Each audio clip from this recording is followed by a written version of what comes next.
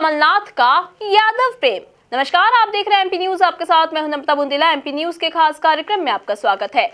मध्य प्रदेश के मुख्यमंत्री कमलनाथ आगामी लोकसभा चुनाव की तैयारियों में पूरी तरह से जुट चुके हैं और वहीं वे तरह तरह की तैयारियां आगामी लोकसभा चुनाव को लेकर कर रहे हैं। पहले उन्होंने किसानों को खुश किया, फिर पुलिस कर्मियों को साप्ताहिक अवकाश देकर खुश किया और फिर इसके बाद अब वो जब भोपाल में एक कार्यक्रम में जब यादव समाज का सम्मेलन चल रहा था, वहां पर कमलनाथ शिरकत करने पहुंचे और यादव समाज की उन्होंने काफी सारी तारीफें की हैं और यादव समाज को काफी सौगातें भी दी हैं। हमारे संवाददाता राहुल इस वक्त हमसे जुड़े हुए हैं। राहुल, बताइए कि सीएम कमलनाथ जब यादव समाज के सम्मेलन में पहुंचे, वहां पर यादव समाज की तारीफ की और स्वर्गीय जो सुभाष यादव हैं, कांग्रेस के सीनियर लीडर और मध्य प्रदेश के पूर्व उप मुख्यमंत्री, उनके नाम को अपेक्स बैंक के नाम से जोड़ने का भी उन्होंने ऐलान किया है। तो किस तरह से ये पूरा मामला देखा गया है? जी, निश्चित तौर पर नम्रता, यदि हम बात करें सीएम कमलनाथ की बड़ी सूझबूझ की राजनीति दिखा रहे हैं इन दिनों लगातार। जैसे हम बात करें तो आपने बिल्कुल सही कहा कि सबसे पहले उन्होंने किसानों को खुश किया, फिर पुलिस को खुश किया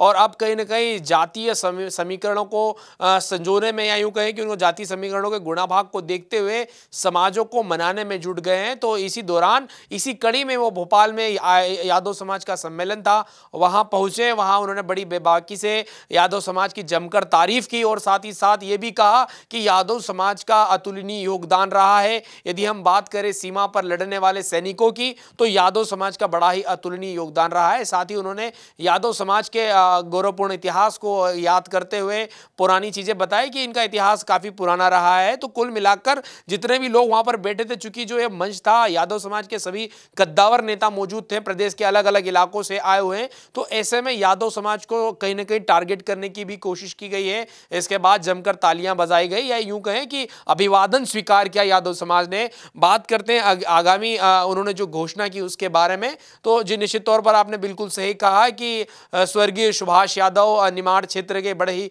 कद्दावर नेता माने जाते थे।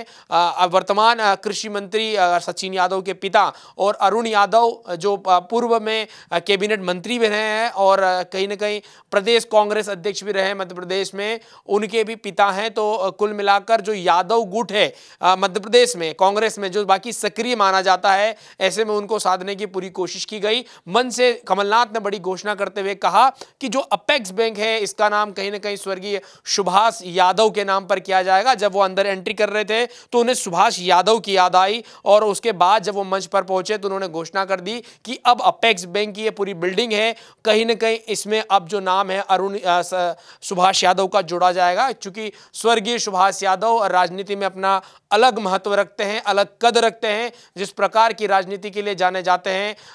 पूर्व में सोनिया गांधी भी उनकी तारीफ कर चुकी है और ये जो तमाम समीकरण है, इनको संजोने के हिसाब से कमलनाथ ने बड़ा ऐलान करते हुए यादव समाज को कहीं ना कहीं साधने की कोशिश की है। वहीं इस दौरान जो बात करें सचिन यादव, अरुण यादव मौजूद रहे, वो भी काफी भावुक नजर आए इस दौरान।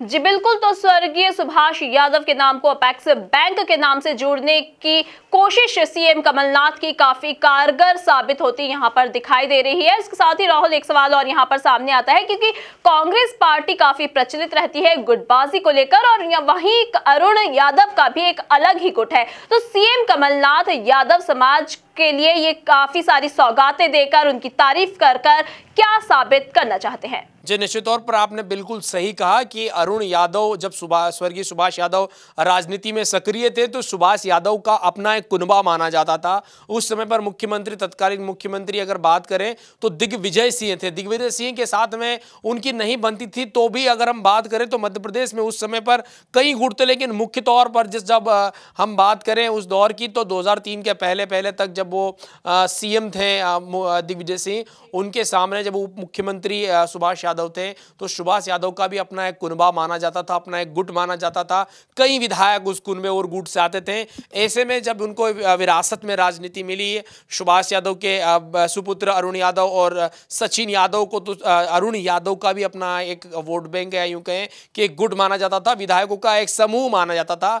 ऐसे में अब यादव समाज से नजदीकियां बढ़ाकर कमलनाथ कहीं ना कहीं अरुण अरुण यादव को पूरी तरह अपने पाले में करना चाहते हैं। चूंकि 5 साल यदि सरकार बनानी है तो सभी खेमों को मिलकर और समन्वय बनाकर चलना पड़ेगा। ऐसे में बिल्कुल आपने सही कहा था कि कमलनाथ सूझबूझ राजनीति के साथ साथ समन्वय की दिशा में भी बहुत अच्छा कदम उठाते हैं। तो साफ तौर पर उन्होंने ये इशारा करके बता दिया है कि किस प्रकार से आगामी 5 सालों के लिए उन्होंने ब्लूप्रिंट तैयार कर लिया है और जिस तरीके से वो अलग अलग गुटों पर आप देखेंगे उनके जो वर्किंग स्टाइल है, जहां जिस गुट में जा रहे हैं, जिस ग्रुप में जा रहे हैं, उसको अपना बनाने की ताकत रख रहे हैं। तो साफ तौर पर यादव समाज के लिए बड़ी घोषणाएं करके और सुभाष यादव को याद करके उन्होंने एक बड़ा वोट बैंक को अपनी ओर आकर्षित करने की कोशिश की है। वहीं आप बता दूं, आगामी लोकसभा चुनाव में कहीं ना कहीं अहम भूमिका में रहेगा यादव समाज का वोट बैंक। कई सीटों पर अगर हम बात करें मध्य प्रदेश में, तो जीत और हार का जो अंतर होता है उसे तय करने में बड़ी भूमिका निभाता है। तो कुल मिलाकर आपने बिल्कुल सही कहा कि यादव प्रेम उनका नजर आया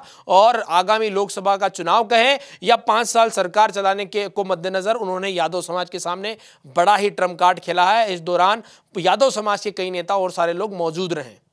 जी बिल्कुल, जैसा कि राहुल ने बताया कि सीएम कमलनाथ जहां भी जा रहे हैं, जिस गुट में जाते हैं, जिस समाज में जाते हैं, वह उस सबको अपना बनाने की वो पुरजोर कोशिश करते नजर आ रहे हैं। या यूं कहें कि आगामी लोकसभा चुनाव की तैयारियों में वे बिल्कुल पूरी तरह से जुटे नजर आ रहे हैं। कहीं ना कहीं वे लोकसभा चुनाव को जीतने के लिए पूरी कोशिश करते नजर आ रहे हैं और यही वाकया देखा गया जब सीएम कमलनाथ भोपाल में यादव समाज के सम्मेलन में पहुंचे। यादव समाज को काफी सारी सौगातें उन्होंने दी हैं।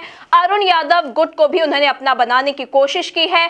और इसके साथ ही प्रदेश की ताजा तरीन खबरों के लिए आप बने रहिए हमारे साथ, देखते रहिए एमपी न्यूज। नमस्कार।